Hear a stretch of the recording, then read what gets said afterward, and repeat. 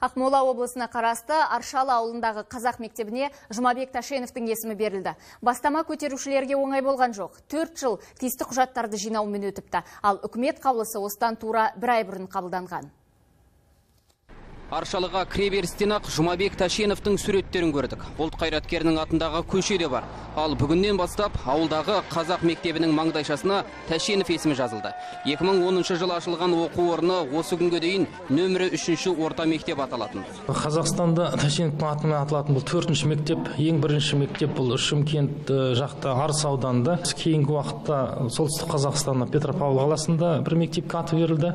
Онан кейін былтыр Ақтөбе қаласында жұмыс істеген ғой. Сол жерде Жұмабек Ахметұлына бір орта мектеп берілді. Тарихшының сөзіне сенсек, келер жылы осы ауылда Жұмабек Ташеновке еңселі ескерткіш орнату жоспарланған. Теріскейдегі 5 облысты сақтап қалған қайраткерге әлі күнге дейін ешбір жерде ескерткіш қойылмапты. 2 қалада бюсті ғана бар екен. Ал алдағы жылдары Аршалыда Ташенов музейі ашылып қалуы да ықтимал.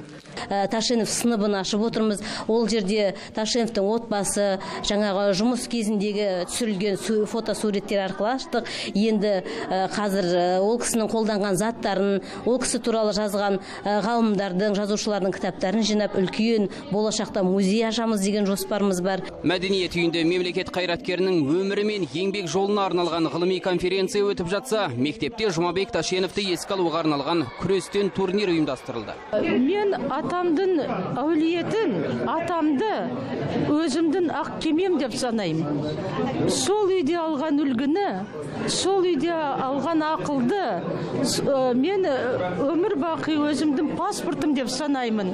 Бүгінгі ұрпақ, бүгінгі қазақтың ұлдары папамдай болсын. Іс-шараға орай ұлттық музей көшпелі көрме ұйымдастырған. Онда Жұмабек Ташеновтың жеке заттары, киген киімі мен фотосуреттері қойылды. Данияр Қайыртай, Алмас Жұлыбаев, Астана телеарнасы.